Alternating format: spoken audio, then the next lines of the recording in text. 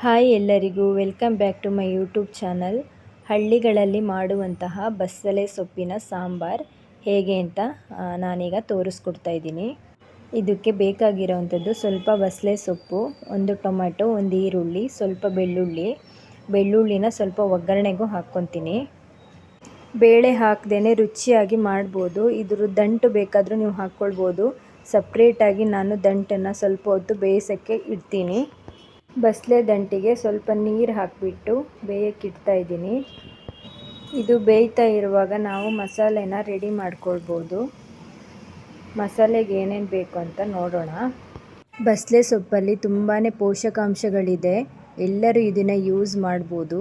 ಮಕ್ಕಳಿಗೂ ಕೂಡ ಇದನ್ನು ಕೊಡಬೇಕು. ಮಸಾಲೆಗೆ ತೆಂಗಿನಕಾಯಿ ತುರಿ ನಿಮ್ಗೆ ಎಷ್ಟು ಬೇಕೋ ಅಷ್ಟು ನೀವು ತಗೊಳ್ಳಿ.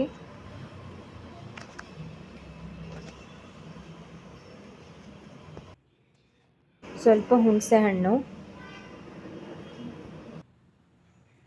ಸ್ವಲ್ಪ ಬೆಳ್ಳುಳ್ಳಿನ ಮಿಕ್ಸಿಗೆ ಹಾಕ್ತಾ ಇದ್ದೀನಿ. ಸ್ವಲ್ಪ ಅರಿಶಿನ ಪುಡಿ,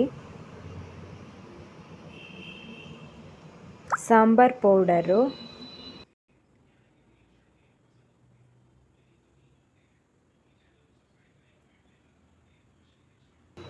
ಸ್ವಲ್ಪ ಸಾಸಿವೆ,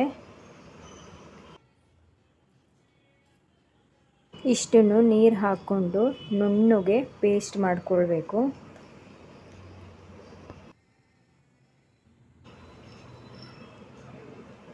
ಇವಾಗ ದಂಟು ಬೇಯಕ್ಕಿಟ್ಟಿದ್ವಲ್ಲ ಅದಕ್ಕೆ ಸ್ವಲ್ಪ ಉಪ್ಪು ಹಾಕಬೇಕು. ಉಪ್ಪು ಚೆನ್ನಾಗಿ ಹಿಡಿಯುತ್ತೆ ಆವಾಗ. ಯಾರಿನ್ನೂ ನನ್ನ ಚಾನಲ್ನ ಸಬ್ಸ್ಕ್ರೈಬ್ ಮಾಡ್ಕೊಂಡಿಲ್ಲ, ಸಬ್ಸ್ಕ್ರೈಬ್ ಮಾಡಿಕೊಂಡು ವೀಡಿಯೋಸ್ನ ನೋಡಿ.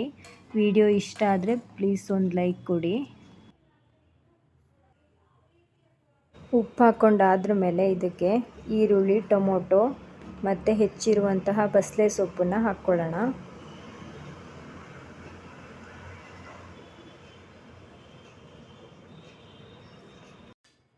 ಸ್ವಲ್ಪ ನೀರನ್ನು ಕೂಡ ಆ್ಯಡ್ ಮಾಡಿಕೊಂಡು ಲಿಡ್ನ ಕ್ಲೋಸ್ ಮಾಡಿ ಸ್ವಲ್ಪ ಹೊತ್ತು ಬೇಯಿಸ್ಕೊಳ್ಬೇಕು.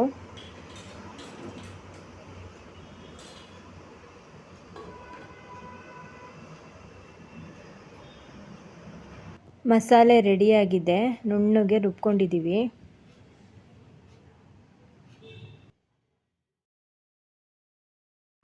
ಇವಾಗ ಇದು ಬೆಂದಿದೆ. ಇವಾಗ ಇದಕ್ಕೆ ಮಸಾಲೆ ಹಾಕ್ಕೊಳ್ಳೋಣ.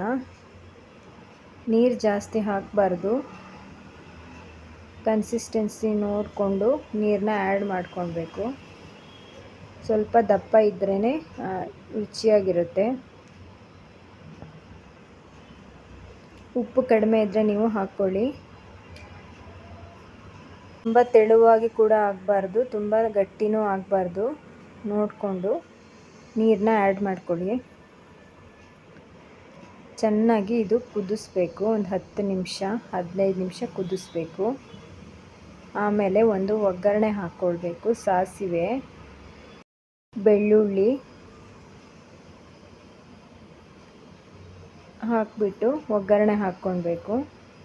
ತುಂಬಾ ರುಚಿಯಾಗಿರುತ್ತೆ. ಉಪ್ಪಿನಕಾಯಿ ಇದ್ದರೆ, ಬಸಳೆ ಸೊಪ್ಪಿನ ಸಾಂಬಾರಿದ್ದರೆ ಸಾಕಾಗತ್ತೆ. ತುಂಬಾ ರುಚಿಯಾಗಿರುತ್ತೆ.